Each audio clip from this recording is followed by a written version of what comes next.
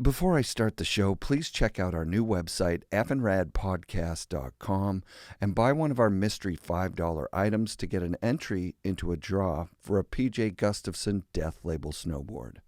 Pause and do it now, please. We're trying to raise at least $1,000 for the Save a Brain Foundation, our friends at World Indigenous Sports and Health Foundation, and Burton's Chill Foundation. Thanks, you guys.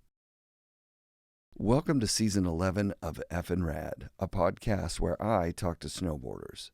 The past 10 years have had a profound effect on the course of my life, and I'm blown away when I think of all the people who have supported the show.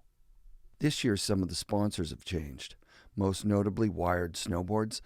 Since the beginning of FNRad, I've been so stoked to make boards 10 minutes from my house with my old friend Rob Dow, who I met in '93, and my new friend Pepe at their Vancouver factory. And we've made so many fun project boards together, from a Mike Filelli custom graphic with Mike's permission to a powder board made from a piece of cedar shaped by years of floating on a remote lake high up in the mountains. I've still got a brand new Shorty's custom crayon graphic with a core made from Mount Seymour grown yellow cedar. I'll cherish my memories with Wired forever. When I look back, which is something I learned to do from the show, my greatest support has been from my family. My wife TL has helped me grow so much as a person, and my kids, Emma and Bowen, are my biggest inspirations, and both have found their path to authenticity through following their passions. That's as much as any dad could ever ask for. 10 years of interviews has given me a lot of perspective, and I've learned a lot about what it took to be a pro snowboarder, and a lot about the passion in the people that drove so much snowboarding innovation over the last 40 years. And with that perspective, I want to thank you, the listener. And I'm actually talking to you, because I wish I could thank each and every one of you in person for giving me the opportunity to bring you these conversations. You could be listening to anything. When you choose FNRad, it gives me the best feeling in the world. Pride in what we've done as a community together. So let's get to Season 11. The snow is falling, and someone texted me that there's 9 feet in the forecast for Baker over the next 10 days. Fucking rad. The FNRad Snowboard Podcast is presented by Flojoy Water. Season 7 is sponsored by Burton Snowboards, founded in 1977 by Jake Burton Carpenter. With nearly 50 years of industry-leading innovation, Burton's purpose is clear: make great products, minimize harm to the environment, positively impact the lives they touch, and have as much fun as possible. All the Burton gear I've been riding is next level. For listeners in the Lower Mainland, Burton recently opened a flagship store on West 4th in Vancouver, as well as a partner store in Banff with Unlimited. Visit your local Burton retailer. Bluebird Coffee Tuning and Rentals in Squamish, BC is the coolest new stop just 20 seconds off the Sea to Sky Highway on your way to Whistler. Drop in for the world's best cup of coffee, killer smoothies, and a true local vibe born out of 90s snowboard culture and music.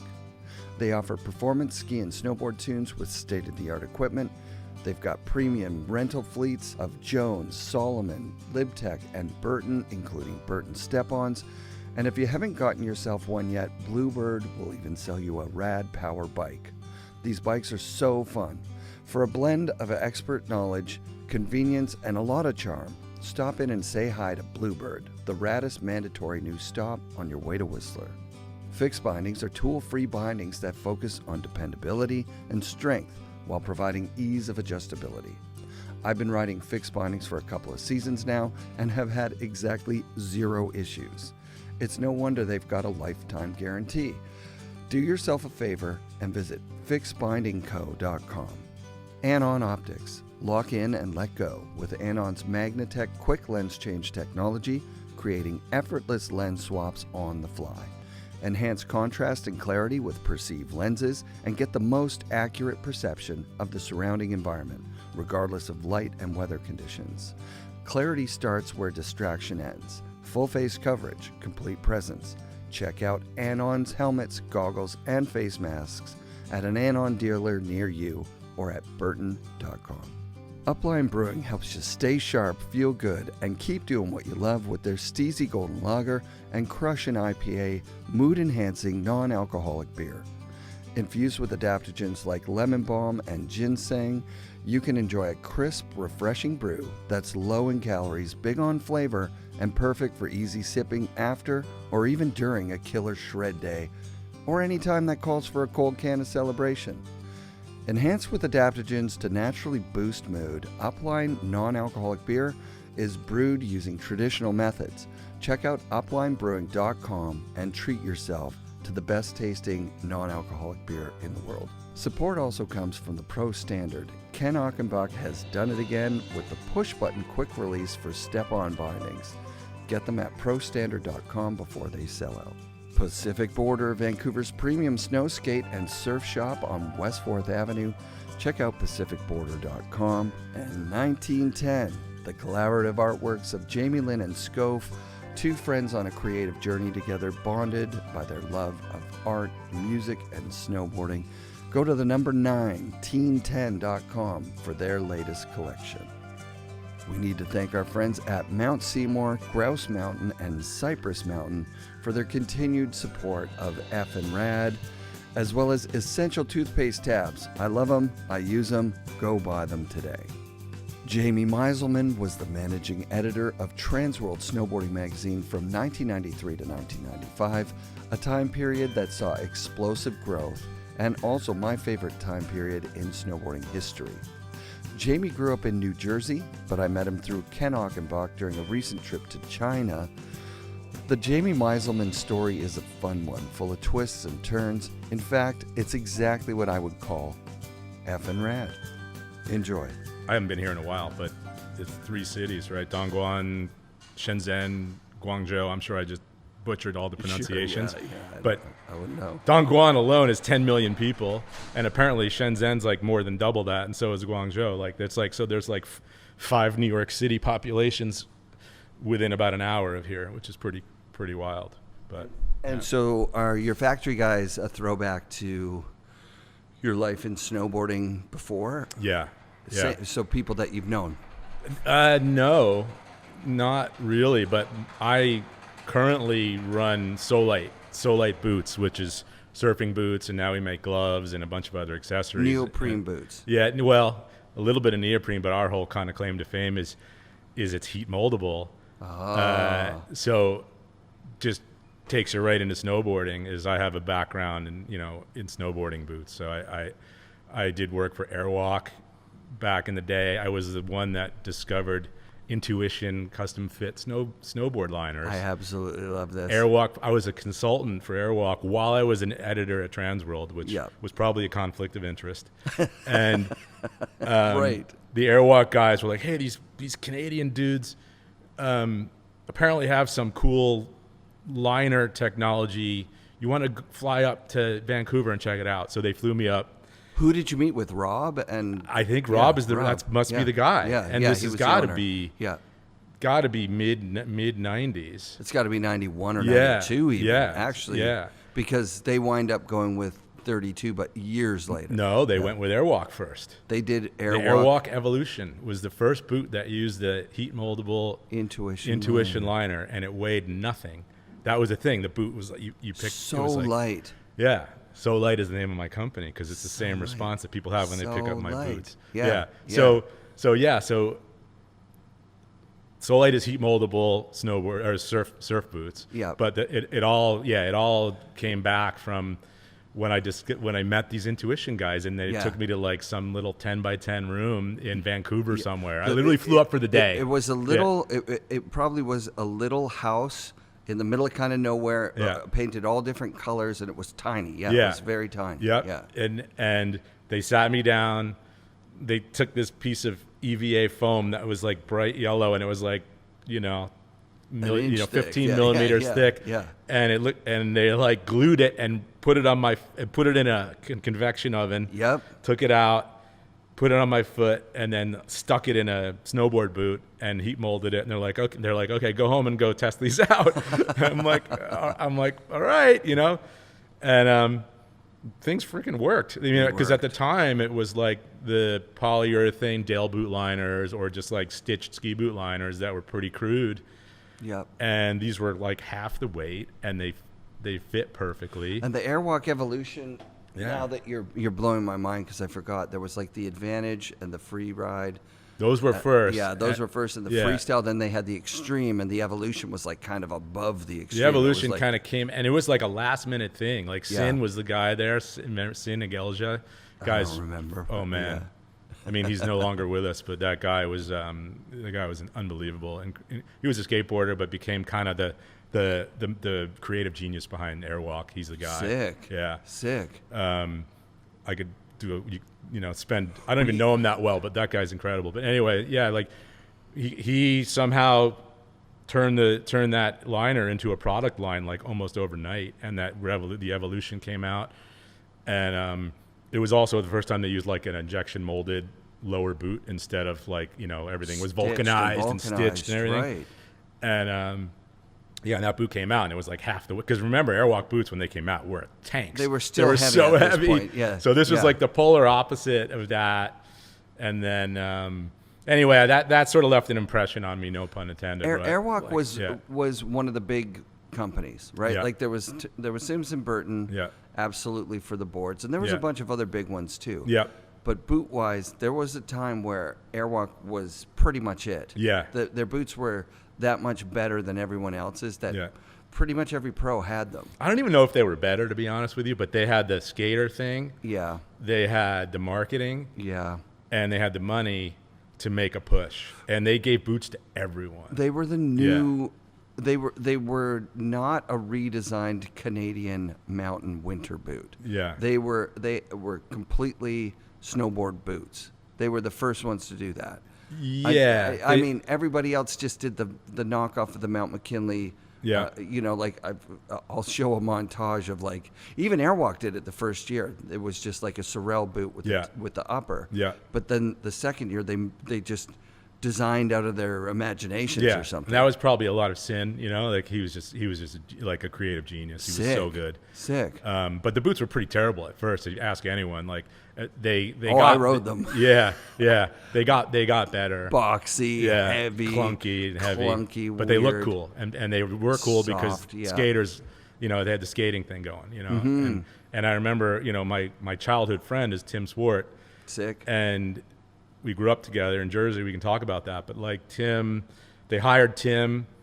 I think he was to do skateboarding, and they hired Todd Finney to do snowboarding, and they hired this other guy, Boyle, a BMX guy, all three at once to just attack. Wow. Attack, find all the best athletes, and hook them up with product. Amazing. And so Tim and Todd, and I forget the other guy's name, but anyway, they had the money and the resources, and they just exploded. Airwalk had the first pro model skateboard shoe with Natus Copas, I think, right? I'm pretty sure about that. Probably. Yeah. I mean, they were crushing. They were killing it.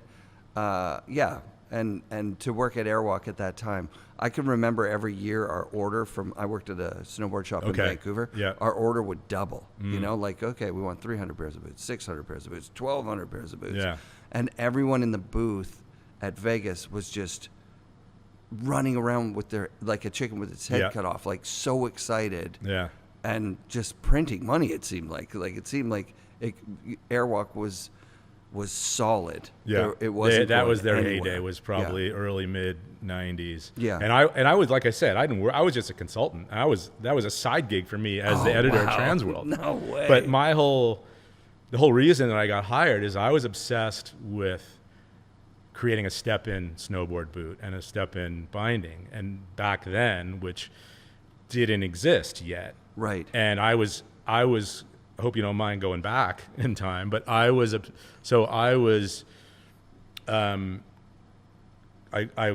college in New Hampshire, and I was competing in the New England Cup and in the late '80s.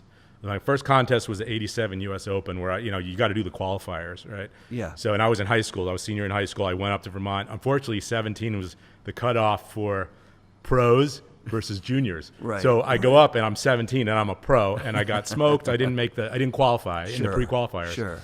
And then the next year I was in college. I was a freshman. I was at Dartmouth, which is only an hour from Stratton. Yeah. And I was now riding like every day because we had our own ski area. Dartmouth's in Canada, right? No, New Hampshire. Dartmouth is a town in Nova Scotia, but that's different. It's also a town in England. But yeah, that's wild. But I was riding a lot more. I got better. I was doing the New England Cups and all that. So that was like Richards and Brushy and Chris Carroll, and Coughlin was still doing them. Swears, and all those guys. It was amazing. So 88 pre-qualifiers. I'm a freshman in college. I actually qualified. I qualified via the moguls. Nice. So 88 was the first year at Stratton anyway that they built that half pipe, that incredible half pipe that was the first one ever carved with a snowcat. So that actually was good. Yeah. And so they had the pre-qualifier for freestyle, it was moguls. And then for racing, I think they did like a GS. And all you had to do though is qualify in any one of those, and you were in for all four events. Yeah. Slalom, downhill, moguls, half pipe. Sick. And so I qualified in the moguls, which I was good at moguls. Yeah. And I think the reason I did it was kind of like the pro style moguls, where you do the moguls and then there was a jump. Yeah. And then moguls and then another jump. Yeah. Mogul jump. And so in the mogul thing, I did a 360 off one of the jumps. Sick. Which was kind of like no one was spinning yet. That's huge. Yeah, that's and it was enough to impress the judges that I qualified. And then when I did the U.S. Open in '88, and was very middle of the pack, if not back of the pack, because I was going against the best guys. But it was really fun, and that's probably the pinnacle of my competitive career.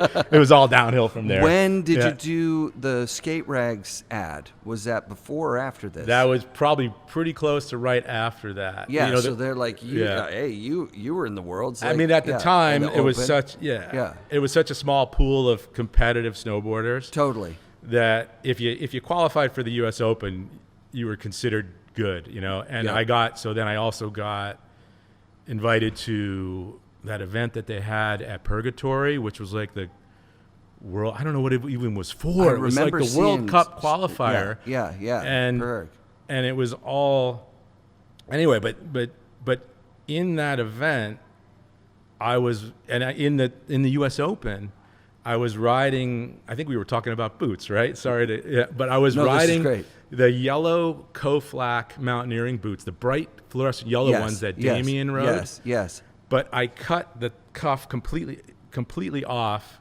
of the top. That top cuff. I was riding plate bindings, and then I reattached the cuff, but on a pivot point on the back. So the whole cuff would pivot lateral and medial. That early on, you had that. Yeah. So sick. Because I was always like, I've been snowboarding since '79, right? Like. What? I hate to jump around I love the jump lines. around. This is great. 79 in New Hampshire? In New Jersey, where I grew up. So Sorry, New Hampshire is where I eventually went to college. So I grew up in Jersey in Westfield, which is a suburb of New York City, flatlands, but it snows there, and we have golf courses. Mm-hmm. And what was bizarre is that snowboarding was huge in the early 80s and mid 80s in Westfield. We had a sporting goods store in town called All Star Sports that was probably one of the first Burton dealers. Sure. And even crazier, my middle school, wood shop, one of the most popular things to build in wood shop was a snowboard. The wood shop guy called it a snurfer because I think they'd probably been doing it since the 60s. Right. They built like a press. Right. A mold. No. And this is in Roosevelt Junior High School in Westfield, New Jersey. Mr. Reynolds, the woodshop teacher, so we built snowboards. That was like the big, every kid did it. Oh my God, how cool is this? And so he would get like laminates of wood, and we'd glue them up, and I forget if we would heat them or whatever, and he would freaking mold them in these press. And so then you get like the blank, right? Yeah, that was just a rectangle with nose kick. Yeah. And then you got creative. And of course, I went freaking nuts. Yeah. And because I was a skateboard kid, since I was 10, growing up late 70s, early 80s skateboarding, that's when the skate park boom was. So we had skate parks in Jersey and Cherry Hill, that whole thing. So I was fortunate enough to be an obsessed skateboard kid. So the snowboard thing was like a no-brainer for me. Yeah. So my first snowboard was building one in 6th or 7th grade. Dude, that's mind-blowing. But meanwhile, Westfield was a freaking hotbed of snowboarding. Yeah. And so all my friends and their friends, we all either had those things that we built, and then, you know, Burton came out in, 79, the blue one originally. Blue one in 70. And then I remember my first board was a Backhill in 1981, when it was wood clear color with the big Burton letters. Yep. And my friend Jeff Hurley, his brother Bruce, bought one for $50. And he kind of did it but didn't really care. And I bought it from him for $45. And I remember to this day, like, I had pennies. I had a freaking coin collect, you know, like, paying, like, counting the pennies. And like, okay, Bruce, like, you know, 44.96, 44.97, 44.98, like 45, you know. I love it. And I bought the freaking backyard from him. Yeah. And then immediately, it was a round tail. I guess I'm a kind of a DIY guy because, you know, again, the boots I freaking cobbled myself, right? Yes. We're going backward in time. Yes. But I clearly it's right a habit from the of mine. beginning. Yeah. I cut a swallowtail in it. Wow. I think I made it a quad fin because that was big in surfing back then. 2, so 3, I cut 4, the metal things in 2, and that didn't work. So and then it had no bindings in the backyard. So I took this was actually worked really well. I took a bicycle tire, you know, which had like the steel lining wire on the inside. Yeah. So super strong. Yeah. You flip it inside out. Yep. And then I cut a section of it. So you had this perfect, like, round, super strong thing. Bolted that to be the front binding. Yep. And then I took a leather belt, because you know how Burton had the rubber strap, so I didn't think, I took a leather belt and bolted that to the back. So I immediately had a swallowtail quad fin bindings Burton backyard. And it was, you know, and then... Were you worried about ruining it at all? No. I guess not. You just thought, which was I'm stupid. going to make these... I'm going to make these improvements. Yeah. This is obviously... Drilling holes in it and, like, just destroying man. it. Wow. So that was probably 81, 82. And then, again, that sporting goods store, they had skateboards, and then they started getting Burton stuff. So all my friends, if they didn't have the homemade stuff, they would start, you know, buying the back hills and the backyards. Or they would evolve from their homemade one and get one of these. Yeah. So by the mid-'80s, Westfield was a freaking hotbed of snowboarding. We were all riding on all the golf courses. I mean, there was the idea of steel edges or anything still was not a thing. But I was always cobbling shit, and I would always just sell. Ernie DeLost is from? Where's Ernie from? I think he's from Rochester, New York. But that's where Snowtech is from. Snowtech, yeah. And shout out to Ernie because he invented like the rotational, those Snowtech boards when they came out. Yeah. Blew away everything. I never had one, but I'm like, oh my God. So was he catering to like your community and communities like yours in the New England? Snowtech never even got to us. Never got to you. The first place I learned about it was probably in ISM. Right. It never even got. Rochester, New York is way, way, way far away. Yeah. It's like up by Buffalo. Yeah. Right. So for us, it was Burton and a little bit Sims. Yeah. But even then, like, as a skater, I always thought the Sim stuff was just so much cooler, you know. But like, everybody and better did. too. Right. Yeah. How far was Haddonfield from? So Haddonfield is by Philly, so South Jersey, so like 2 hours from me. 2 hours. Yeah. And so I mean, I went from not believing that Tom built a board when he was in high school to believing it. Yeah. I mean, I've held the boards in my hands, you know. And when I held the one that he said he made in shop, I heard that there's like a conspiracy theory now that he didn't do it. It's a fake for sure. But I don't doubt that he did build one exactly like that when he was in high school, and then he misplaced it. Well, like I said, how are you going to? It would make total sense to me because we were building these. Clearly, in Roosevelt Junior High School, they had been building these Snurfers probably since Snurfers came out in the '60s. Yeah. So it wouldn't be a surprise. Yeah. Right, because what shop teacher's going to want to get you involved in like something fun. Yeah. And they figure it out, and it works, and it creates a little scene. Yeah. And so, by the time you're in high school, you're ready to go to California. Like, are you feeling like California? So it's a would bit be of a badass? conflict, right? When you grow up in the Northeast, right? It's a very New England or even New York, New Jersey, Connecticut. There's a strong pressure societally or from your family to go to college, to go the route, you know, like, and so I was always like, but meanwhile, I'm this kid I was smart. I was good in, I don't know, maybe because I was just supposed to be. Like I followed the rules. Sure. So I did well in school, but I also was obsessed with skateboarding and snowboarding and surfing. And so I always was like, there's this tug of war between the two things because historically those are polar opposite sort of directions. Yeah, man. Yeah. And so I was like, well, if I got to go to college, I'm going to go in the mountains, right? Like, and so, you know, like I said, I was pretty smart. So I like went to Dartmouth, which was, you know, it's Ivy League school, but it's in the mountains in New England, Sick. right? And Dartmouth has a huge history with ski racing, you know, like, I mean, every Olympian's coming out of there, like, what's her name?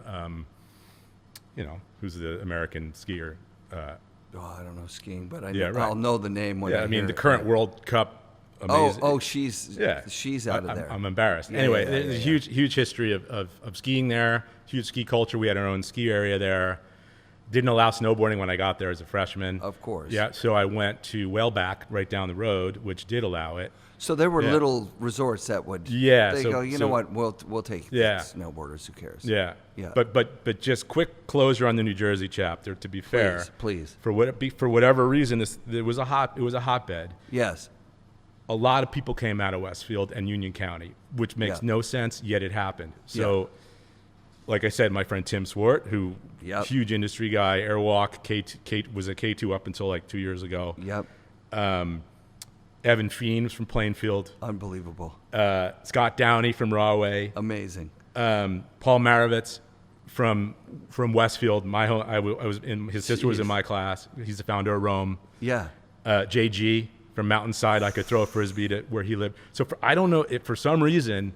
That's wild. This zone in Jersey produced a lot of snowboarding alumni.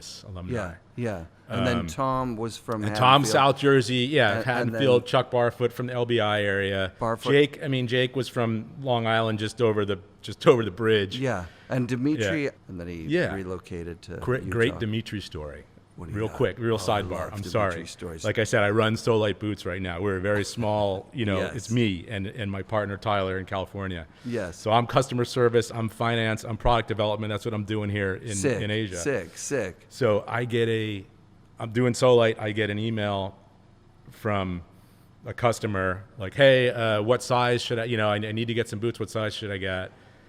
And it's Dmitry Malovich. No way. And I respond, I'm like, dude, I go, first of all, I'm honored. Legend. You never got your due.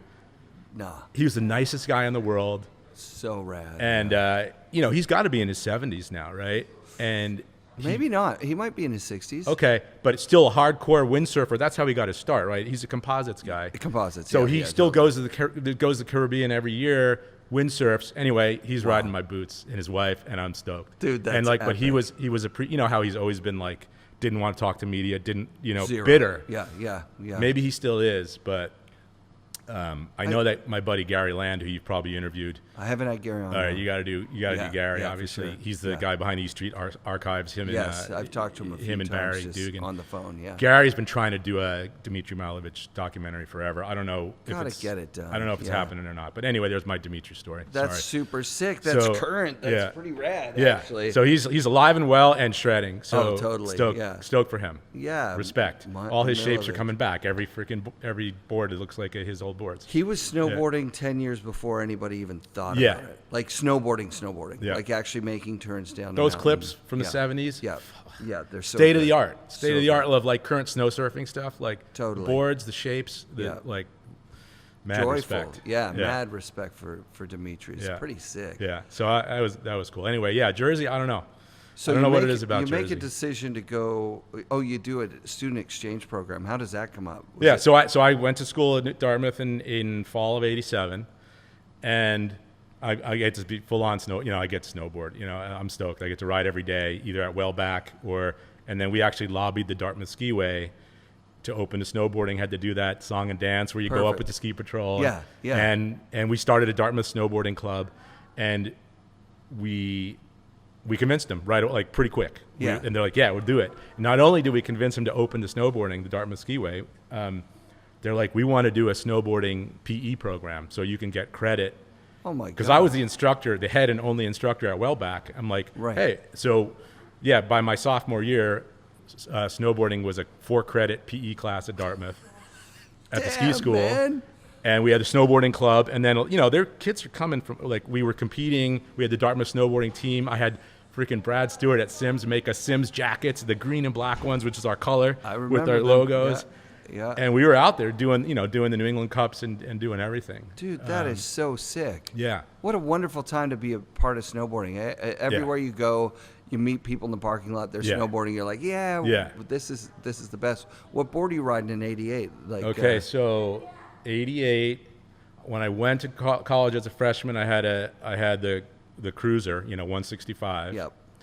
Swallowtail. Yeah, it was a gray Swallowtail. Cruise is the one that had the kicktail. No, the Cruiser. It was originally called the Cruiser. Yeah. And then for whatever reason they changed the name to the Cruise, but it was the 165 gray and yellow red stripes. Swallowtail. Yeah. So I had that, but then when I got to school, I got a pro form from Sims. Wow. And I remember. Because I always thought Sims was cooler. Like I was a skateboarder, right, and a surfer. And as much as I respect what Burton had done there, and they were in our backyard, like Sims was just freaking cooler, And the boards were actually better back then for a while. Totally. And so, I don't know how I got a pro form from Sims because I was competing, and I only ordered one board. I was on the phone with them, and I was a college student with not a lot of money. And a package shows up to the campus, mailroom, and it's 2 boards. It's a white Kidwell and a red 1710 blade. Damn. And I think they were sent COD. Oh, pro form. Uh-oh. And I couldn't afford it. No, of course not. And I don't remember what or how. So was it a mix-up? Yeah, it was a mix-up. Yeah. I think I ordered one, and they sent me 2. They sent you someone else's order. But can you imagine you're 18 years old, yeah, and you open this box, and it's a white kid. Wait, I had to pay for it. Somehow I scraped the money together. I don't know how. Yeah. And it's the white, I'm like, how can I not accept this, right? That's a pro competitor's quiver right there. A big race board and a freestyle board. Oh, I know what it was. So I was on a Burton Air, the one with the air traffic controller on it, the first Burton Air. Yes. I think I got pro form from Burton. That's what it was. I got a pro form from Burton. I had a Safari Comp 2 and the Air. Wow. And I was doing the New England Cups on that. And then I remember I did the first, and then I got those Sims boards, and I remember going to the first half pipe contest ever on the East Coast, which was Tenny Mountain '88. Sick. And Brushy won that one. I think Todd Richards was second. Wow. And I was I think I got the blade first, Yep. and then the Kidwell came later, and I wasn't expecting it. Right. So that's what it was. Okay. So in that first contest, Yep. I was on the blade, on hard boots, on those Koflax that I cut up and made them swivelly, right? But it was still a 1710 blade in the freaking Tenny Mountain half pipe. That's huge. And so I don't think I did very well in that, but then between that Tenny contest, that was a New England Cup, or maybe it was a Tenny Mountain Snowboard Bash. It was like an independent contest. But then there was a New England Cup at Neshoba Valley in February. Yep. First half pipe at Neshoba Valley. And between that Tanny one and the Neshoba one, the Kidwell showed up. And it's a round tail, like a white the white round tail, like the red one, but it was white. God. It was freaking dope. That's a team board or something. It must have been, because it was limited edition. Totally. And I put the plate bindings on it and my wiggly ankle boots. What plates are you riding at that time? So I was particular because they had the Burton ones, which the Vari plates, but they had this company called SPS. Yeah. It was a European company, Yes. and the bindings pivoted. They had these elastomers in them, and so the bindings would swivel. Yeah. So you had flex. Yeah. Like it was those. like you could do methods and tail grab. You could I probably still looked. The style was probably horrible. Yeah. Sure. But it worked good enough for me. And I remember in that Neshoba contest, and again, this was the best guy, the best of the best. They were all coming out of New England anyway. Like it was Brushy and Richards and Jason Ford and, you know, all those guys at the time. And again, there was pro division and amateur division. But the way it worked was you had the qualifying runs, like, and it was top 16 were pro, and then 17 and beyond were amateur. Nice. And I think, but the thing is, 17th place was first place amateur. Yeah. And I got 17th. Nice. So I was first place. Like, I won. Again, that was 88, and that was the year I did the Open, you know, and qualified, and that was about as good as it got for me. Epic. It's competitively. And again, I'm a college student at a tough university. Yeah. And even then, the writing was on the wall. Like the guys who were beating me were so much better. Yeah. And they were also literally like, that was like when Brushy and Ford and all those guys were living in a house and just like up by Burlington and Sugarbush and just riding every day. And they lived. That was all they were doing. They were getting better and better and better. I'm like, and they were on the Burton team. Like I was I got free boards from Burton after that Sims thing for like a year from Copley, you know, who was the rep. Yeah. You know, fucking another legend, right? Sick. So I was getting free boards, but that was it. And those guys were on the program. And even then they were on the program. Like they were traveling all over the world. Yeah. And they had a trainer. That's the start of the program. Jerry Masterpool and the whole thing. They had a training camp at Magic Mountain, and they built a half pipe for them. And that was only like less than an hour from me at Dartmouth. And so they're like, yeah, Jamie, you can go down and you know, you're not getting the Masterpool training, but, sure, like, but you can go ride with those guys. Craig was there. Better. That's even Craig, better. and I was like, oh my God. Craig, and I remember, but we were like Todd Richards was there. We were poaching it, you know. Yeah. And I do remember that Todd taught me how to do a J tear there. Oh, sick. Yeah, and he's like, Jamie, why do you want to learn how to do a J tear? That's so lame. You're like, because that's what's winning everything right now? At the moment, yeah. And I think it helped me do pretty well, like at the, remember they had the collegiate snowboard championships. Jeez, man. But yeah, that was it for me. So competitively, you know, there's no reason to dwell on that because that was kind of. I like it. That's really cool. I mean, that's the, you know, a lot of people got that bug, but not that many, you know, win amateur. You know, you know what I mean? Like, I was always, I think when I say 17, that's how it feels. Yeah. It could have been 35. It could have been 117. But I was never in a contention for some top slot. No, it was funny too because you wanted. I know you mentioned getting to California, right? So I could transition there. When I was in the '88 Open, I'm taking a piss in the basement at Stratton the Lodge, and taking a piss next to me is Kevin Kinnear. So sick. And I'm wearing my bib, so he's like, so he figured, oh, you're in the. And this was when I had already qualified, so he's like, oh, this guy must at least be a decent snowboarder because he's in the Open. Sure. And we start chatting, and I'm like, yeah, I'm a college student up the road, and I'm an English major. And he heard that, and he's like, I bet this kid can write. Sick. He knows snowboarding, and I bet this kid can write. Right. And so he said, hey, you know, like, and that was the year, the first year Transworld had come out. So that was the '88 season. '87 there was the Dave Ock cover. Yes. And I think one more. Right. And then this was '88. Is '88 the TDK sponsorship year, or it's the year before? Of the Breckenridge contest? Or was it US Open? Yeah, because Breck was TDK, and then '88 US Open was Suzuki Samurai. Suzuki. Yeah. Right. But when I met Kevin, you know, when he went back to California after the contest, he called me up. He's like, hey, can you write? I think the first articles I ever did for Transworld, and it was in that they ended up doing an extra spring issue. I did profiles of Noah Brandon, and Jeff Brushy. So those were my first published articles in Transworld, and I was probably 19. So you had to call up those. I called up those dudes, in the summer. And go to their house or something? No, I think it was all over the phone. I mean, I knew them because I competed with them, and so I was like, hey, you know, like they knew who I was. Sure. I competed with them all that winter, so I knew them, and yeah, those were my first. So how fun wild cards? I think that was the issue. Wild cards, right? I remember the issue. Yeah, I think Victor Coyne was on the cover. So do you like? Are you addicted to that once you start seeing yourself in print, or I realized are your even teachers then excited? Like, are they like, holy shit, you're published? What the hell? I didn't even talk about that with my professors or anything. Yeah. Like, I knew then, like, hey, like, as in the snowboarding world, I'm not going to be a pro snowboarder. Sure. But I can write and I can snowboard, and so and I'm getting these freelance gigs. And Kevin kept giving me more work, and he invited me to be an intern. So I went that summer I went to Oceanside. Sick. And lived in Oceanside. Because I was a surfer too, so I was like so excited to move to San Diego for the summer and surf. Rad. And it was back then. It was small. It was Fran Richards and Kevin, and that was the summer that they hired John Foster, So and rad.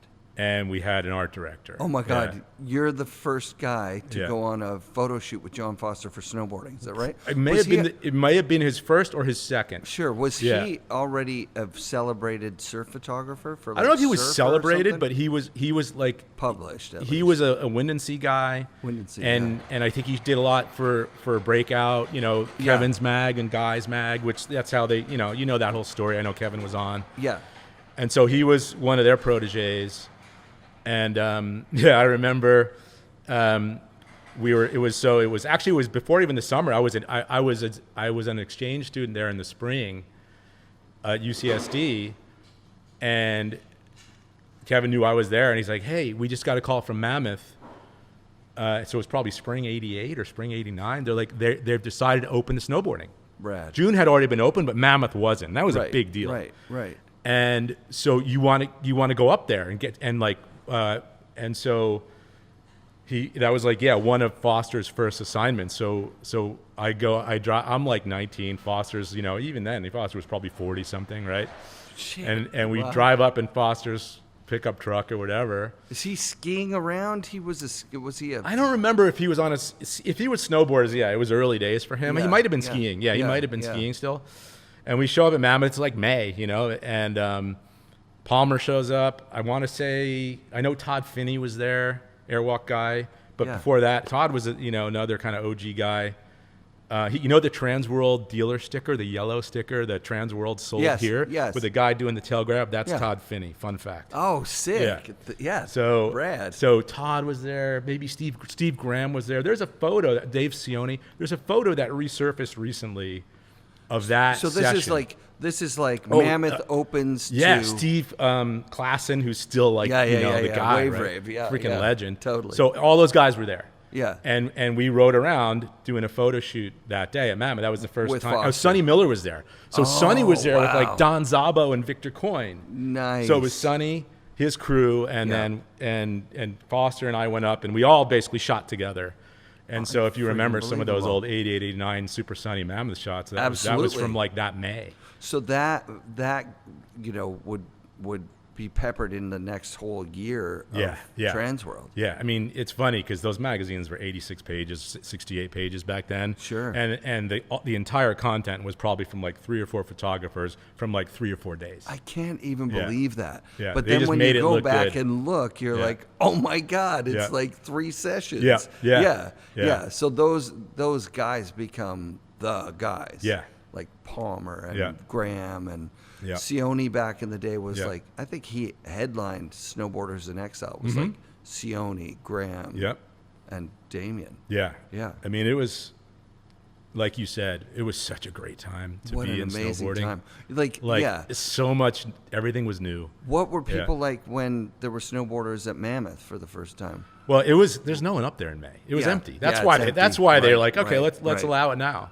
And you guys are just like, wow, check out all this terrain. Oh my and it's God. like, yeah. It was not only that it was an awesome mountain, Yeah. but Mammoth, as you know, it stays open so late, and it opens in October sometimes. Right. So it's just right. like, holy crap, we can snowboard lip Because it's service. so Yeah. high up. Is that what it is? It's pretty high up, and the Sierra gets freaking dumped on.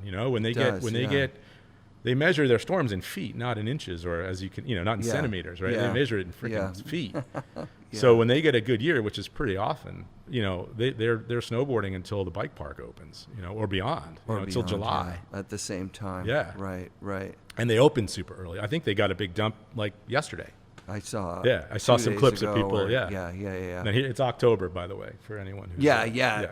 And by the way, Yeah. like a couple of feet there, you can open, right? Yeah. Like all these mountains have gotten it to where Yeah. they can open on man-made snow. So Yeah. you get a natural dump of 18 inches.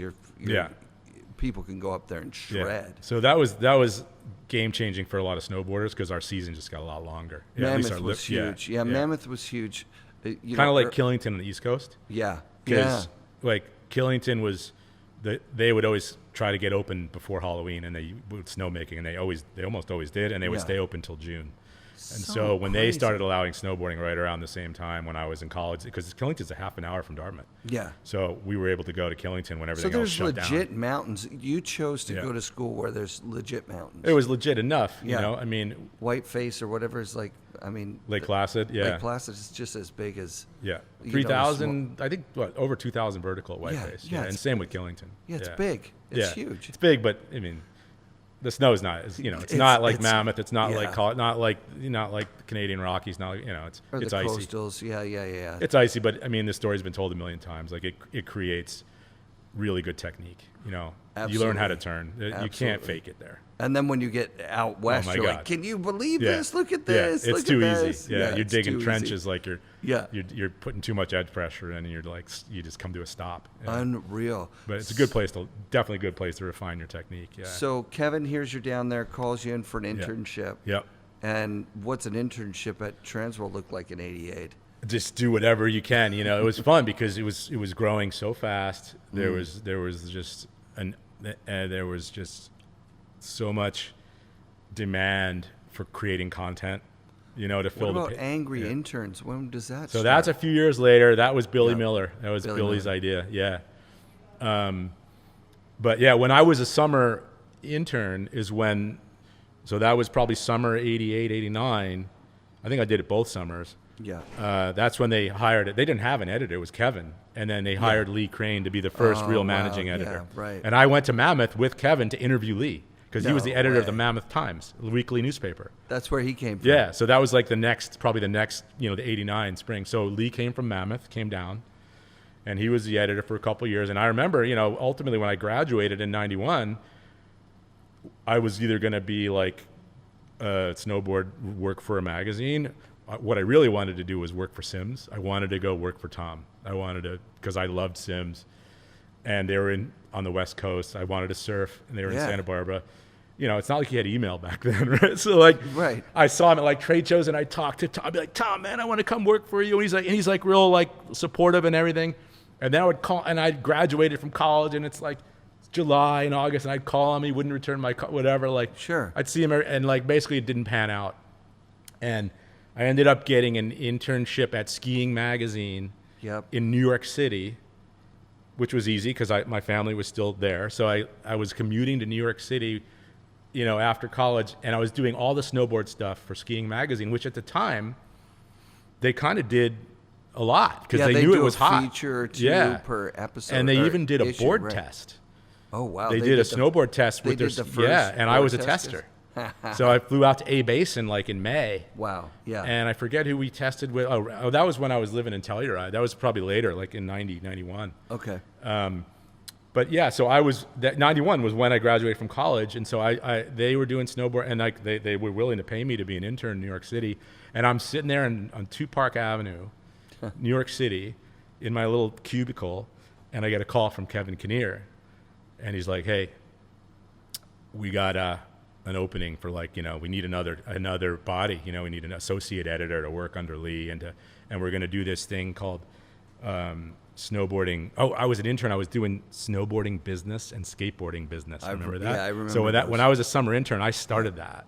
Wow. Yeah, and it was Sick. it was like a 4-page Yeah. newsprint thing. Yeah. So State they're- of the industry. Yeah, New, so- new directions. Yeah. So and so's bought Yeah. this company or whatever. So I did that as an intern. Sick. And went back to school and graduated, and then they hired my classmate from Dartmouth, John Stauffer, who ended up working at Transworld forever, and Sick. he was an industry guy too. Yeah. And Fuel TV, blah blah blah. Oh, Fuel he was TV, he was the snowboarding business guy because he graduated a year before me.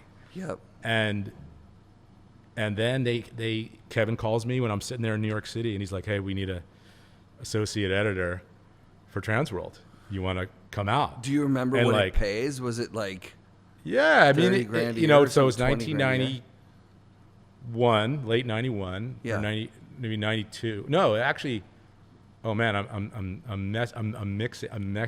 putting some things out of order. It happens. Yeah, yeah. I moved to Telluride Yep, in November after I was at skiing as an intern. yep. No, I wasn't at skiing as an intern yet. I moved to Yeah, Telluride, Gotcha. snowboard instructor. Yeah. Just living the dream. Me and Billy Miller. That's where I met Billy, because Sick. he was also a writer like for Transworld. Yeah. And snowboarding every day, having a blast riding. Telluride's like quirky and rad. Like it's Yeah, like a yeah. spot you want to and be. freaking rippers there. Yeah, Rocket Reeves was from there. Sick. He was a high school student, best snowboarder probably in the whole state of Colorado. Love it. Ended up riding for Ride and getting some recognition. Totally. The guy was Yeah, like yeah. He had a amazing. pro But there were model some on rippers Liquid. there, Yeah. and we had a blast. And I was living with like college roommates, friends from college. Sure. And then the season ends, and I'm like, I go back to New York because I got that and I got the internship at skiing. Got it. I was still writing freelance for Transworld, and then I'm back in New York, and I get the call from Kevin. So it was like June of '92, and he's Okay. like, "You want to move out here?" And I was out there. That's when I was Yeah. moving out there. Exact Yeah. same. No. A year before. Yeah. Year before. So June of '92 was. And so he pays you what, like a salary and Yeah, I think I was like 35 grand a year. right, which is good for back It was then. fine. Yeah. It's really good. I was for back freaking then. living in Del Mar. Yeah, yeah. Across the street from the beach on Oh, 25th wow. Street. Come Good on. luck doing that now. Yeah. Yeah. Yeah. I think my rent was like $690 a month, $690 a month. Unreal. Yeah. And so, how long do you live in California for? So I was at Transworld. I started there in '92, and then Lee was there, and then Lee left to go work for like one of the first online snowboarding things. I forget. With Jason Ford. No, I was think that one? I don't know. It was even before that. Oh, It was, wow. I think it was called Snowboarding Online. It was back when Lee was the tech guy there, man. He got us online. We had the modems, the dial-up modems. Yeah. Wow. He actually introduced everyone to all that there. So he like was way ahead of the curve on that. So cool. So I took his job as managing editor, I think, for the 93-94 season of Transworld, Rad. which was That's where. yeah. So 94, 95. Yeah. You've lost a guy like me, right? Mm-hmm. Because I've been there since '87, reading all 64 pages frontwards, backwards, Yep. calling people in Switzerland from the numbers. Like by 94, 95, Yep. it's this thick, Yep. and I can remember the first Ford truck ad and just being like, "Hey, this isn't Yep. my magazine anymore. This is the mainstream masses, whatever." Yeah. But 93, 94, every single episode, every single issue is a banger. It was- like it's just thank you. covered in color. Yeah, those I are- remember, yeah, because when I got there as an intern, there were 86 pages. Sure. And when I left in, I think it was probably like December '94, January '95, it was 300 plus. 300 plus. And yeah. I had hired Eric Blem, love him. now a legend. Legend, yeah. Loved his Craig book. Yeah, oh, so good. Best writing. And fortunately, Eric was ready to take over, but unfortunately, he took it over when it was like the peak. Yeah. Yeah. I watched it go from 86 to 386, Yeah. and I think it peaked the next year under Eric, where it was freaking 400, 500 page. It was just, Right. it was like, it Right. was like this. But in that Yeah. era, like 92 to 94, the Yep. creativity and the Yep. and the characters, the people who got to do the trips, were Yep. like a good amount of the magazine was editorial. Oh, I'll and never forget it. cool editorial. Yeah, it was so great. So Yeah. that was Lee, and Holden Hume was the art director, and then Joe Soren, the art director. Incredible. Oh yeah, art, Yeah. art, everything in it. Joe's an amazing artist, illustrator. Yeah. And Billy Miller came in, and he was doing all the Angry Intern stuff and all the writing. And I mean, we had every photographer. Everybody, yeah. I mean, I was so lucky, right? Because it was literally like we would do an editorial plan. We'd all get together like in Big Bear or something for like a few days, and just like, all right, what are we gonna do this year? Sick. And I was like, where am I gonna go this year? I'm like, I want to go to the Red Bull Aaron Style in Innsbruck. Nice. And I want to go to this heli trip, and I want to go, and I want to go to the the extreme contest in King of the Hill in Valdez. Valdez. And I literally just wrote my freaking itinerary of what I wanted to do. Holy shit. And I didn't have to carry camera gear. I just had to take notes and remember and So write what articles. boards are you riding at this time? Are you still hard booting it? Because you could barely squeak by. Yeah, at the that boots time. were getting better. Yeah. And so I started riding soft boots. Yeah. And Do you remember what your first soft boots were? Were they like? I mean, I was riding soft boots at Vans the or very something? beginning, and Yeah. then because I was working at Airwalk, I was constantly trying new stuff. Yes. Well, Yeah. You know, I was always developing and testing stuff. Yeah. The sidebar, when I was in college, and I was making these wacky boots, Yeah. and I was also riding for Burton, you know, just on the flow team. Yep. So I knew Jake, and I knew it was a small world back then. You knew all the Totally, guys, and totally. Jake got wind of like what I was cobbling together, and he's Yeah. like, "Hey, do you want to, you know, do some boot prototypes for us?" Like, and I'm like, "Hell yeah!" Wow. So he basically gave me boards and gear in exchange, and he would give me all the boots and bindings I want to cut up, and make Franken boots and Franken bindings. And Dartmouth had like an engineering workshop, so like a full on you know, metal shop. Yep. And I was cutting up boots and making them and then testing them and sending them to Burton. If you go to that Burton Archives, you know, thing, I saw someone post it the other, like, couple months ago. TK My probably, yeah. boots No are, way. those wacky boots that I made are in there. I love and it. someone posted a picture of them, like, check these things out. That's got to be Tug. So, yeah. so TK. I was riding those Franken boots, which were, dig this, they were the Burton Megaflex hard boot, bottom, Yep. cut off like at the ankle bone, Yep. and a Burton Freestyle top. I cut the sole off and glued the Burton Freestyle top Wow. to the Megaflex bottom, right? Wow. And then I took a Burton Freestyle binding, okay? Yep. Cut off the base plate, so it's just the high back and the heel cup. Yep. High back, heel cup, and ankle strap. Yep. That's it. Yep. Bolted that to the boot. Okay. Oh, So- to the boot. To the boot. To the boot. Right. And that was, and then I clipped into a plate binding. Unbelievable. So I had like a plate binding. So that was, and I rode those boots for years. And I get it. I get because Yeah. here's the thing. That's what I rode. I remember. I was making them for people, like people in Telluride. I rode them in Telluride. They're People like, in Telluride were like, dude, "Can those you are make sick. me Can a you set make of me those? those?" I'm like, get me a pair of boots, get me a pair of hard boots, Yeah. get me a pair of bindings, and I'll make them for you. And I did. Unreal. Yeah. So when does Black's Generics start? Does it start as Black's and Generics? So Blacks and Generics Wasn't came. there a year before where it was called something else? No. No. So, So, it starts fully. so formed as that was the Black's. whole crew from Mistral. Mistral. Right. Charlie Mesmer, Klaus Turner, Florian Weingartner, marketing guy. Klaus was a old ski industry guy, Austrian guy. Yeah. All awesome dudes. And they started Generics and Blacks as an offshoot of Mistral. Yeah. They Yeah. did a full rebrand, full name change. Yep. And it was like, I remember I was at Transworld at one of the industry conferences. I think it might have been Jackson Hole or maybe Big Sky, one of those.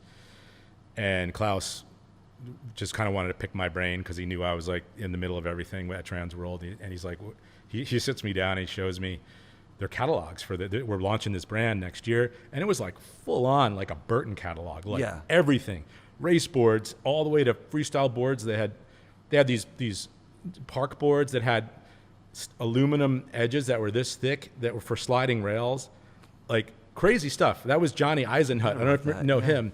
Swiss pro, super smart guy from Zurich, brilliant, like and a ripping snowboarder. He's still around. Like, so they had Johnny on the team and Tommy Bruner. Remember Tommy that guy? Bruner, oh my God. yeah. So who was a Burton guy, I think. But anyway. Yeah, but it felt like Euro. Those two guys are very European. Very right? Euro, right? But I'd never even heard of these guys. And Yeah. Mistral is from where? The hell are Germany, they I from? think. Oh, they Yeah. are Euro. Okay. And the only reason that I took them seriously is because I did that skiing magazine board test that year. Yes, yeah. And I rode the Mistral P66 black board. Yeah, I remember. Made at Spalding in Italy. Yeah, Super light yeah. wood core. And it won. For me, it was the best board. I rode a George Pappas. Yeah, so similar construction. Yeah, with the little celery Cutouts. stalk cut Yep. out. But the thing about it was the side cut and the width and the flex worked super well It together. resonated But with then me. you had to bolt. Yeah. We bolt on the bindings. Then your bindings come off. So road rad. That board connected with me at the test. I asked him if I could. I kept it. I still have it in my basement. Are you serious? Yeah. The P66. Yeah, I got the P66. The long P66 version of it. Yeah. In all black. Yeah. Maybe pinstripes. It had the side cut was probably, it was a 66, so it wasn't making slalom turns. But at A Basin in that test in spring, it was freaking. And it was super light and snappy, like it was twin good. tipped. It didn't have like a real directional kind of feel to it. It was cool. But so that's the only reason I'm like, I gotta take this guy's call. Literally, these guys clearly know, they're not idiots. They know what they're doing. Sick. And so I was he's like, yeah, what do you think? And I'm like, this is pretty rad. Did they already have boots that they designed? Well, they had Black's boots. Those the first year they were really low. Yeah, so they were also tiny. they were like the Airwalk Evolution. Yes, they were. Yeah. They were injection molded lower boot. Yeah. And I think they were injection molded all the way to the top. Like no, they had like a leather stitch to the top of them, and then they had okay. They had an EVA heat moldable liner. That's right. They were like super light. Yeah. But they were also like very flimsy. They were insanely flimsy. Yeah. But actually, I'm not sure if they had those before. Sold a lot I think maybe that they introduced them once I started working for them. Yeah, because I'm like, you got to use these liners. Right. And so maybe there was the first ones were like cloth, kind of old Airwalk. The first ones weren't. They were more like Airwalk ones. And they didn't need to get lighter because the outer was so light compared to everything else. But then when you put them with a Intuition style heat molding liner, they had no weight. Yeah. You pick up a box and you think, oh, there's only one in here. Yeah, and they made the toe and heel like super angled. Angled. Yeah. So you didn't have toe drag. But so I was impressed enough with them. Mm-hmm. And I also realized, like, if I'm going to go try to work for Burton or something, I'm going to be like a small cog and a big wheel. Yep, there's people already. And maybe if I told Klaus, I'm like, hey man, like, I'm interested in, because they had no U.S. distribution. He was basically picking my brain, like, how do we set up in the U.S.? Like, he didn't want to do it through Mistral, or maybe Mistral had imploded at that point. I don't know. Yeah. And long story short is he basically hired me to set up generics and blacks in the U.S. Cool. And so. Did you, when you were hired there, did you already have the idea for that step in with the two pins on the side? The Intec was not my idea, but I had the pivoting high back thing from my boots, right? Right. And Charlie Meiselman, who was the product guy at Generics and Blacks, he developed something for a boot called the I-Spine, and it was an internal pivoting high back that fit inside the boot, and it was basically my idea, but on the inside, not on the outside. Right. Mine was on the outside like a high back. His was an internal spine. Right. So were they modular? You could take those out and have a real soft boot. Yeah. Put those in, and you could kind of race in them or whatever. It was in theory pretty like cool. Like a Kelly tongue, but for the reverse. Yeah, exactly. I remember they had like strapping on them or something. And they had just a cable, cable. like a metal cable going from the top of the high back down to the base plate that would keep it. And then you could adjust the cable like with a latch. Totally, right. And that was on the inside of the boot, but it would stick out on the back of the boot, so you could also undo the latch and it would release the forward lean, so you could walk in them. Yeah. But so you just take a regular soft binding, you take the high back off, right, and ride them. Right. So cool stuff. So that was already, they had pitched that was already there, and I'm like, man, I like the way these guys think. Like cool. This is so I went to work for them, and set up Generics and Blacks USA. We set it up in Massachusetts, in Boston. Wild. And I hired Gary Land, nice photographer legend, who was a struggling photographer then in Killington, to be my customer service guy. We got John Camp, pro rider, Ripper, to be our team manager, who's also one of our team riders. We had Aaron Hawkins, who's a guy from Virginia, super artistic guy. We ended up, a lot of stories with Aaron, but he hired Glenn E. Friedman to do we made these underground videos that very few people have seen that were freaking insane. I've seen them. You see blood, sweat, and grease paint? Mm-hmm. Mm. Okay, so we did some cool shit. Very cool. Who was your rep? Do you remember your rep in Western Canada? Was it Harvey Soicher? Yes. It was, right? Yeah, so Harvey and that crew was like I think they were from the old Mistral Canada guys. Yeah. I don't know if he did Mistral. He was O'Neill, and before that, Kemper and a couple of things. Maybe he did Mistral. So we were doing some really cool stuff But that was when snowboarding was exploding. Boom. And that was like Ride came out, and we were like one in it. It was, I got to tell you, it was tough to build that brand, to build a new brand in 90, this was 93, 94, 95, to build a, or later, actually. I think I left Transworld 95. So the Generics and Blacks, we started in the US 95. Yeah. So those next few years. 95, 96, Yeah, 97, I was like there 95 to like 98, and then went to work at Burton. So that window, those 3 years, is when I was trying to build Generics and Blacks in the States. Yep. And it was tough because that was the explosion. We were talking about how the magazines became this big. It was the explosion. Yeah. Those were the years. And to be quite honest, a lot of our products weren't that good. It was, that's right. It was the first time that we had, like, listen, you could have products that weren't good before, but there just was so few of them that there was never anything left over. Yep. But Blacks Generics was a huge closeout buy that we could buy in Canada, right? Probably Harvey comes and goes like, hey, they got all this left over, and they're willing to sell it for cheap. That was probably after, like right after my time. Yeah. But like the bindings, they're okay. But I kept going I would go to, because I was a big product guy, right? And I'm like, our shit is not good enough. Right. Our side cuts are off. Right. Our flexes are off. The boards are too heavy. The Yep. bindings are too flexible. I'm like, if you can't make a binding as good as a Burton binding, like, why bother? Yeah. We're going to get smoked. Yep. And so I would just keep going over for like 2 weeks at a time to Munich, and Aaron would come over, and like we would just be hammering Charlie and the product team over there. Yeah. Like, guys, we're just not going to compete, you know? Yep. And eventually the stuff got better. But, by the end, when we... Didn't they change the name to Duotone or something? I forget. Well, Something the first happened. thing, which was a terrible idea. Well, first of all, when I got there, I kept saying, "Hey, Generics is a terrible name. Terrible name." Yeah. I'm like, "You got to change the name. You got to change the name." Yeah. And they're like, "No, we can't." Blah blah blah. And finally, they like compromised, and compromise is never a good thing creatively, right? So they're like, "Okay, we're gonna do." Generics is going to be the umbrella name, but we're going to have 4 different board lines. We're going to have True, which was the free riding boards. Oh yeah. And then we're gonna have AK, which is the big dog, the big board. So the AK board. We had Jay Liska, Nick Parada, heavy hitters. yeah. Like we had Heavy all these guys. Tex, we had Tex Tex. Davenport. So those guys Unbelievable. were all the AK guys. Yeah. These 160, 170, I 180 remember boards. them. Oh, And then True, we had that was like Bruner and Hugh.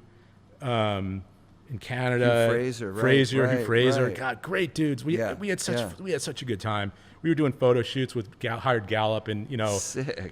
in Canada, cat stuff. Yeah. I mean, it was fun while it lasted, but like heyday stuff. Yeah, This is heyday stuff. yeah. Where you're projecting next year, if we double again, we're all rich. Yeah. Like it's like. Well, it wasn't and even about the doubled money. before. It was Yeah, like yeah, we were like doing really fun, creative stuff. Yes. And we were having a go at it. Yeah. And like so it was AK, True, Park, which were these snub nose jib boards with the aluminum rails that were like an inch wide and then the steel edge. So the idea is you could like go on a rail and it wouldn't damage your edges. Sure. And so at Park, and that was Joe Soren Graphics. I got him from remember the Transworld art director. Yeah. Cool stuff. Like we hired all these amazing artists to do all the graphics. And then the last one was the IQ, which were the race boards and the carving boards. Yeah. So we had 4 brands. Yep. And we literally took out in Transworld ads for all 4 brands. each Oh, and one. Blacks, the Right, boots. So we had right, 5 right, brands. Right. So it was a big shit show, but it was fun. And those ads are whatever they were. Remember the Rock'em 20, Sock'em Robots ads we did with Blacks? Yes, Dude. totally. But there's so much going on at that time. Yeah, it was fun. Easy for a brand to get lost in the shuffle if there's not a brand identity push. Like you guys were beautiful marketing. I remember but the product just wasn't good enough. I remember the brochures were like next level. Everything was right. Yeah, but the boards themselves, nothing was that good. And I worked my ass off, and our guys, we all worked our ass off to get there. And by the time I left, and we had we kind of rebranded it around. Aaron decided he's like, we can't fight this. Let's just try to make Generics cool somehow. Right. And we got incredible artists. Like I said, we got Friedman. We did these crazy videos. Yeah. And the boards actually, right when they got to function. when I left, the boards got good, but at the same time, the brand wasn't really picking up any momentum in the States anyway. Yeah. And it was literally just me and Gary at this point, like in a little freaking cubicle. Yeah. And we see the writing on the wall, and that's when I got recruited for the Burton boot job because I had some history there doing all, as a rider and doing all the cobbling, all the boots. So then what's the Burton boot job? Like they needed a category manager to basically run boots. Wow. Yeah. Wow. And so that was 98. You had to move to Burlington. I had to move to Burlington. And that was like, my wife was pregnant with our first son, Jack, and we were living in Boston. She worked at Fidelity. Yeah. And I moved to Burlington and lived in an apartment with a friend of a friend who was like the Budweiser, Anheuser-Busch rep for Burlington area. Oh, my God. So that was good perks. Yeah.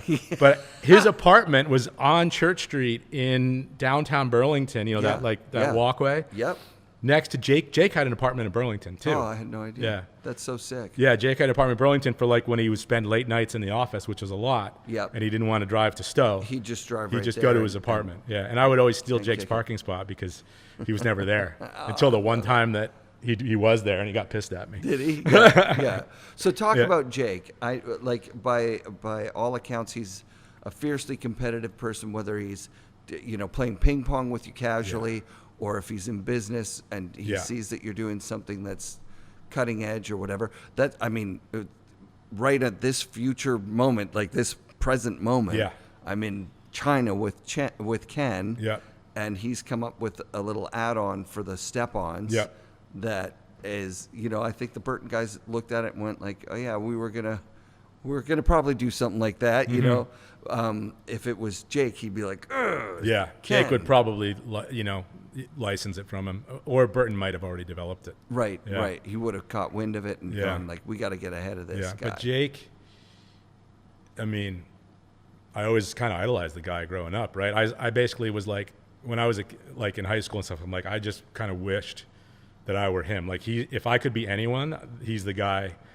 And that's seeing him not before I knew him. And again, I also knew him and I still felt the same way. Wow. But even though he fired me, but which is another story, not that interesting of a story, but as you said, he is the most competitive person I think I've ever met.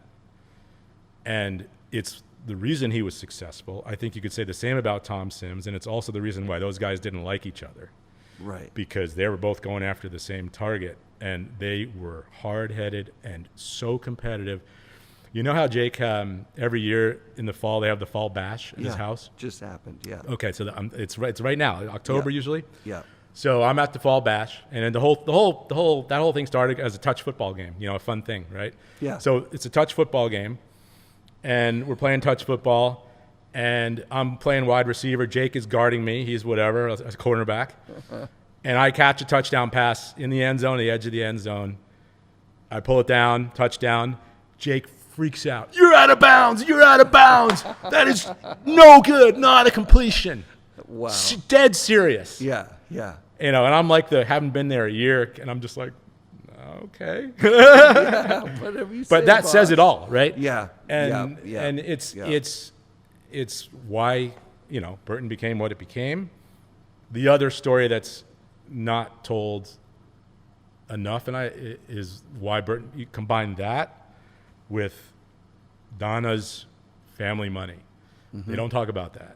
Right. They don't even talk about it too much. She hints at it. She's interviewed with you, right? And she's in. Yeah, all due respect, she said they were able to do the company without loans from her family. That they got bank financing for everything that they did. At some point, absolutely. Yeah. I'm sure not at the very beginning. Yeah, possibly at the beginning. I mean, and believe me, I'm not making an excuse. Yeah. Because his drive to succeed and everyone around him is what got them where they got. Absolutely. But imagine you're, 1979, 1980, and he had resources. He had a backup, and he had the ability to keep going and keep pushing, even and keep without building. Sales, right? Yeah. When the first sales fall through and people are sending boards back. Yeah. He's not like, oh well, I'm done. There's all my money. That's why he made a lot of progress where Jake, where Sims and where Barfoot were stalling out, or where Sims had to sell to Brad Dorfman.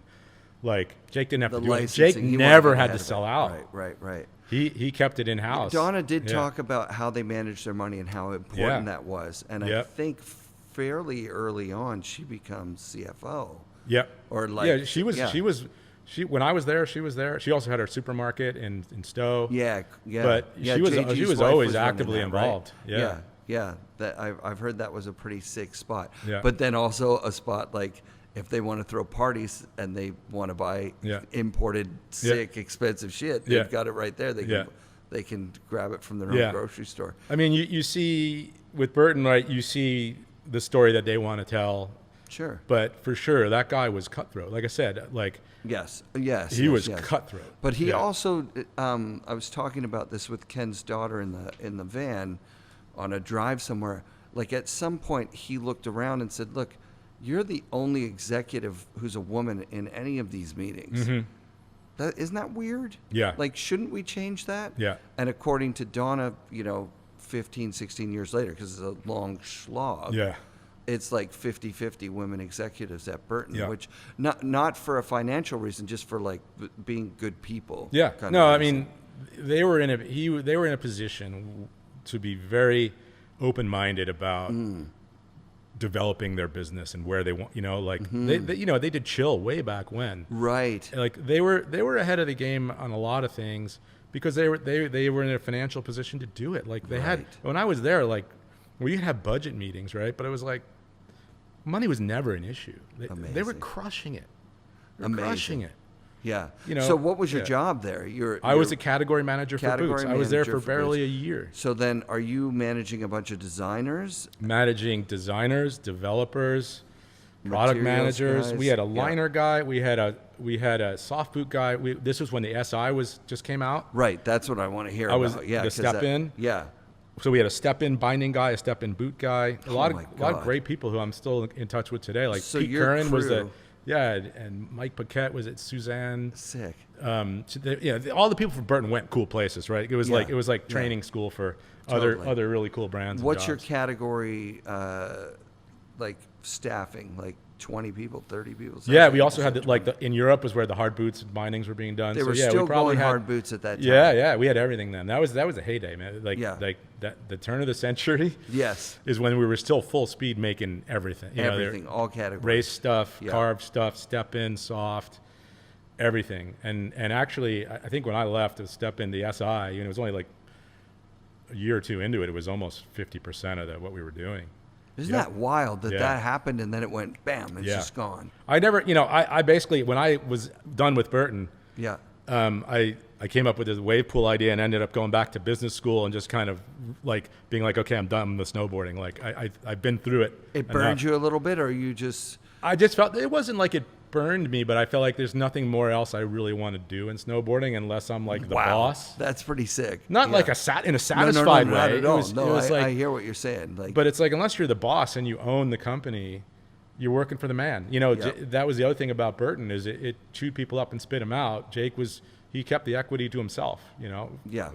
Maybe I would do the same thing. I don't know. But I mean, unless you're the boss. That's a really difficult one, right? Because you pay people. I've always been on the get paid side, and the people who get paid are in direct conflict with the people who pay. Yeah. The people who pay want to get the most for their money. The people who get paid want to get the most for their work. Yeah. So, I mean, I can recognize as someone who gets paid that there is an amount of money where I'm going to be shitty at my job. Mm-hmm. Like, you got to ride that kind of fine line where it's like, oh, if you are better at your job, we'll pay you a little bit more. Yeah. And so then you're also kind of holding it back a bit going, well, I'm not going to like fully excel and blow it for like $1 an hour raise or something, right? Yeah. Like we'll give it to them in increments. But, in my early work career, I was given 100%. Yeah, you have to. I thought you would get out of it. They would give you the money eventually. Mm-hmm. And they dangle the carrot and say like, we just need to see those sales, or we need to see something. And then you come with the sales. You go, look, here's the store. Here's where it was. Here's where I took it. This is. But then also the owners can go, well, this was a great year, right? Mm-hmm. The snow hit and everything's blowing up. How much of that is you? How much of that is snow? Do you want to take a pay cut if it's a bad snow year next year, or what do you? I mean, a lot of companies are smart. They have profit sharing. We do well, you do well, all that. I think that was lacking. Yeah, right. I think, but what the point is, like after Burton, I was kind of like I've always been entrepreneurial, right? I've always Yeah, you're making boots. Yeah, like, I've always wanted to kind of back. DIY things, you Yes. know, and that's when, you know, I'm sitting there in Vermont without a job, right? Like, what am I going to do next? And I came up with the wave pool idea. What's the wave pool idea? You know, there's surf parks now all over, right? That's Right. the idea. Which But it was in though? 1999. Because there's like the standing wave. No, a which real wave. I already- mean, flow riders existed, you know, back then. Flow but I rider wanted to was make a like- real yeah. wave, like a proper I was always a surfer, Yes. always in the East Coast, always frustrated because the That's surf good. always, you know, usually sucked. Yeah. And I'd seen Typhoon Lagoon, so there were wave pools that were So surfable. what was Typhoon Lagoon? I was in Orlando at Disney World, and it was a surfable wave pool. And Is that the one that was in North Shore or whatever? no, that one was like in probably the one in Palm Springs. Because those were shitty. Yeah, they were waves. shitty, but you could Yeah. see You a could glisten. see You could see like, a glimmer. hey, what if you Yeah. just put more horsepower into that or Sure, design sure, that? sure. I'm like, this can't be a big leap to Right. make a really cool surfing wave in a pool, you know? And Yeah. so I kind of got obsessed What was with your that. idea? Where did you fall on the idea? Like that one that where it plummets I didn't down know, and right? that, Yeah, or the like- the or toilet flush or one. or the train one. Yeah. What was where were you at that So time in '99? at that time, the internet had finally existed, but it Yeah. was still like dial-up modems, and you could kind of do a little bit of internet research. Yeah. There was an industry who built wave pools for water parks. Some of them like toilets where you flush Yeah. the water and it comes out and The makes a wave. baffles? There's like a baffle And there's one there's some where caissons and plenums, which is you pressurized air, you introduce it into the plenum, which is the water chamber, and it pushes the water down into the pool, makes a wave. Yeah. So there was technologies that existed in water parks, and I realized I can go to I went to the IAAPA trade show in the International Association of Amusements or whatever. Yeah. Yeah. And all the water park companies would exhibit there, and I was going around like, hey, can you make a wave pool? I guess a big wave. Make me a Yeah. 6-foot wave Yeah. that like I can surf. You know, some guys were like, "Shut up, kid, get out of here." You know, Are you it's drawing pictures? yeah. of what I you would need draw and shit? pictures. Like, here's yeah. what I have. You know, every we all did that, right? Yeah, Like, yeah. here's what I have in mind. You know, would it work? Can you make it? And I just did like the research, Yeah. and you know, I found one of the wave pool machine, one of actually the biggest one that has made the most wave systems, Aquatic Development Group out of Albany, New York. They're like, yeah, we could make you a 6-foot wave, like no problem. Consistent 6-foot Yeah, wave. but we don't know how to make the pool that shape that you want. Like you should find someone. So I found these guys in New Zealand that were PhDs and they were surfers and they had mapped the reefs of the sick, world with like sonar. sick, yeah. And they're like, oh yeah, Mike, we can make you a pool, right? So Yeah. dude, remember like this was we were making it up on the fly, and somehow so while I had this idea developing in my head, I'm like, shit, I don't really know much about running a business. You know, I've always been an employee. Yeah. I decided to go back to school, and it's a good way to bide time productively, right? So I go to business school in New York, and while I'm in school, I'm developing this business plan for the wave pool. And It was cool. where does the first one go? So, well, I get out of business school. You know, it's only a year and a half business school. Yeah. I have a fully formed business plan. I have the tech kind of half. You know, like we made like prototype scale models. Sure. Yeah. And I go out and try to raise money. And I think I graduated business school in 2021 or 20. I mean, sorry, take 20 years off of that. Yeah. 2001. Sure. And it took 3 years to raise the money and to find a site in Orlando and a team and like How are you surviving? my wife financially? works. My wife, Yeah. you know, shout out to Lisa for essentially bankrolling Dude, my that's epic. my That's actually my epic. frivolities Yeah, for like all so these years. school and trying to raise money. She's just there going like, I I married believe in up. you and you can do I it. married up. Yeah. So shout out to Lisa. Sick. So yeah, I'm basically, you know, she's essentially the breadwinner while I'm doing all these wacky things. Yeah. And I mean, eventually when we raised money, I was able to get paid by, you know, Of doing course. this thing. But Of course.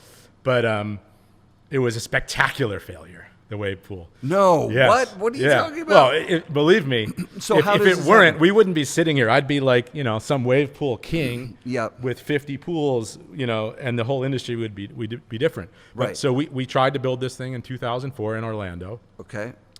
We had Ron John as a kind of name. It was a Ron John surf park. Yeah. And we built this pool. It was 2 pools, a beginner pool and a pro pool. Yeah. We were like, okay, we're going to build a beginner pool. The floor of the pool was adjustable with Amazing. a computer Amazing. and hydraulic rams and these things so you could make a left or a right and you could change it. Wow. It was way over. Like, I tell people, like, we tried to hit a grand slam and I should have just gone for like a single. Sure. It was way too ambitious. It was way too ambitious, and I was too optimistic that it was going to work. And all the signs that, oh shit, this isn't going to work, were on the table. I could see it. You just ignored them? Or I didn't ignore them, but what was I supposed to do? Yeah, I'm in too deep. Like, we got to try, right? Yeah, they'll sort themselves out as we go. Maybe. We'll find a solution. Yeah, right, yeah. right, I thought right, maybe right. we'd sort it out, and so we made waves, and the waves were good in the pool. Great old like archival videos that are rad, and like we had pro surfers come, but the machine, the floor kept breaking and exploding in a million pieces. Oh no! But it was it was what, 5 years of my life. Yeah. That ended in spectacular failure. Yeah. But at the same time, you know how much you learn from failure? Like, it's the greatest thing ever. Everything. Yeah, everything. Yeah. So I left that, like, I still think this is a brilliant idea. I hope it happens someday. Maybe I'll do it someday. Right. Which is, okay, so the fully formed idea is a series of water parks that they could have like a World Surf League at or whatever. Yeah, I mean, that have consistent rights and lefts that you can program depending on. I just looked at it from different a surf times of day or whatever for its yeah. expert hour, which is happening here. It's all around us now. Like it's totally happening. Yeah. And I looked at it then as a frustrated surfer. I'm like, I just want to surf more in good waves. Yeah. And it's not like the good only waves are getting crowded and they're far away. Yeah. And And then you go on trips and like it's just full of the lineups are packed. It's just like, this is not sustainable. And if it's not firing when you get there, you just blew the entire trip. Yeah. The whole trip's for nothing. Yeah. So that theory, that hypothesis still holds. Yeah. And it's playing out. I mean, now surf parks are being built train everywhere. Parks are so. What I understand from listening to Pinch My Salt, which is a Florida surfer doing a podcast kind of like this. Oh, Sterling Spencer's freaking hilarious. Insane, right? He's so funny. Love it. Yeah. And his cousin, they're the best. Yeah. But they were saying that skateboarders are now surfing these train parks and doing airs in a way that's not like how surf airs have been. Yeah. Surfing is this weird thing. Saw those Pedro Barros clips from Oh, they're insane. So my theory of the board sports hierarchy is they're all brothers, right? Surfing's not the grandfather and skating the dad or whatever. They all kind of happen at the same time. Surfing's the older brother, and so it had a harder path because Dave the Weaver's dad going like, why are you following these trivial pursuits? You're supposed to get a real job or whatever. Whereas like the McMorris brothers now, their parents are like, you guys are doing great, great work. You're gonna be rich and famous. This is awesome, right?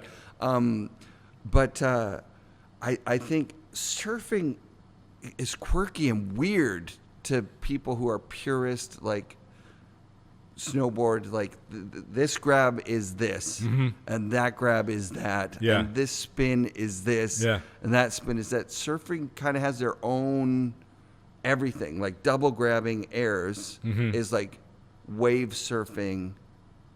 It's not kooky, whereas double grabbing it will be eventually. It will now be it is yeah. because you've got skateboarders coming back in, just like Noah and those guys came in and turned snowboarding on its head. No, it's happening in surfing rocket because grabs and all that kind of I mean, stuff. airs in surfing at the beginning they're freaking hard, right? Yeah, I'm not doing one. And purist Hawaiians were like, airs aren't surfing. Right. Like they're going like, this shit's not even surfing. Yeah. Yeah. Now, but now that there's wave pools and you get that repetitive surface to practice your airs, double grab airs are going to be lame. Because again, the standard is always going to be, for airs anyway, is going to be skateboarding, right? No bindings. And like, so it's like the same for snowboarding, right? Like skate style is still the style. Yeah, I think skateboarding just blew up because accessibility was so huge. Yeah. You could just go. Yeah. Right. Surfing, I've never envied surfing because there's no spots to do it, really. There's like 20 spots in the world. There's a lot of barriers to entry, even though you think you can just walk up on any beach and surf. You can't. But the learning curve is so, it's not even like the localism thing. It's just, it's so hard. It's hard. Yeah.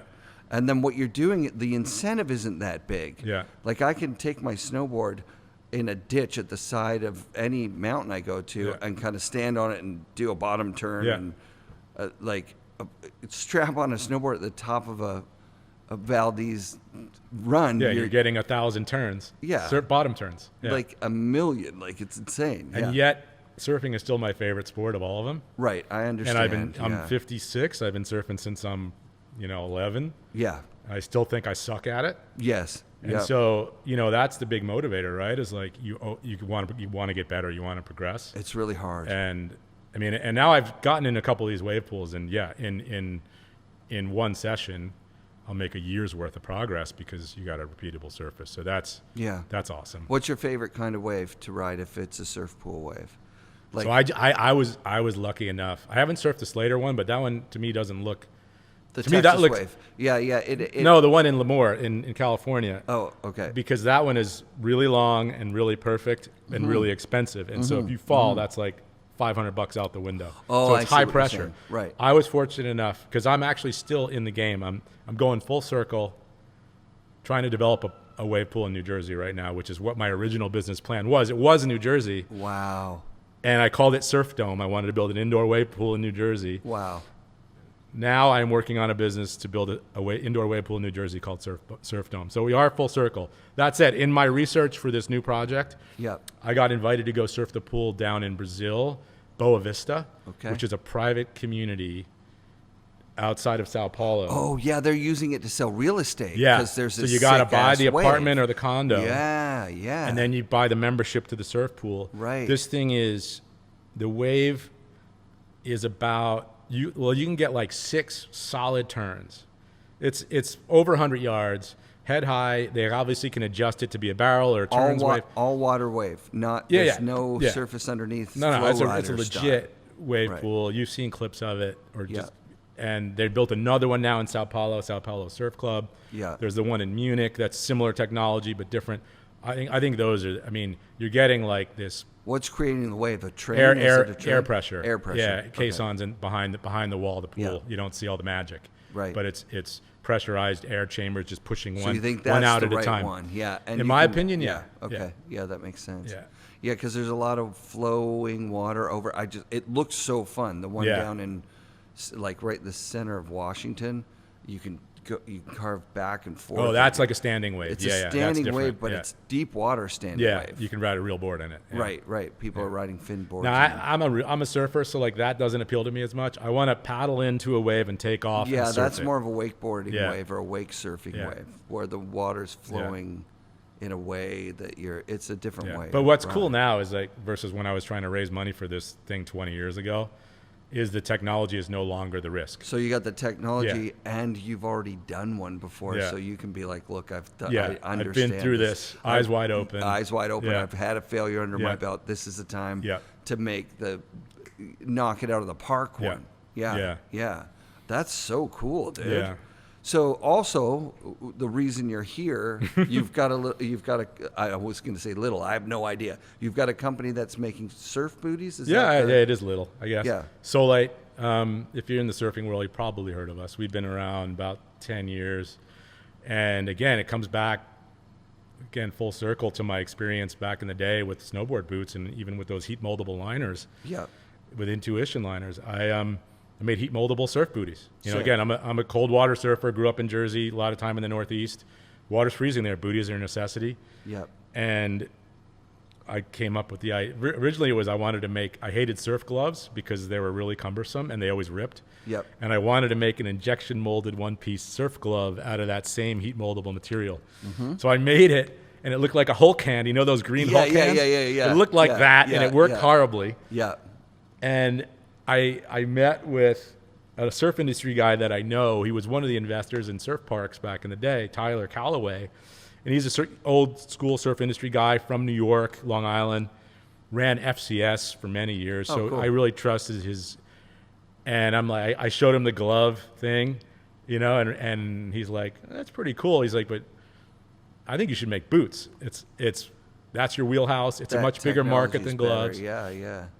And he's like, you know, I'll go into business with you. Let's partner on this. Wow. Yeah. Cool. So he obviously opened a lot of doors in the surf world and everything. And because I was never a surf industry guy, I was a snowboard industry guy. There's a lot of crossover.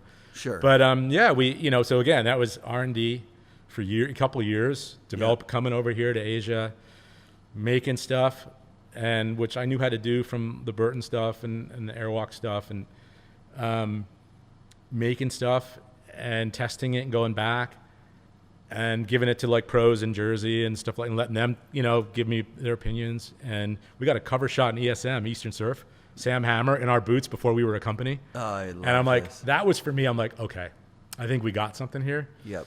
And we launched Solite in fall 2016, I think. It was actually originally a collab with Body Glove.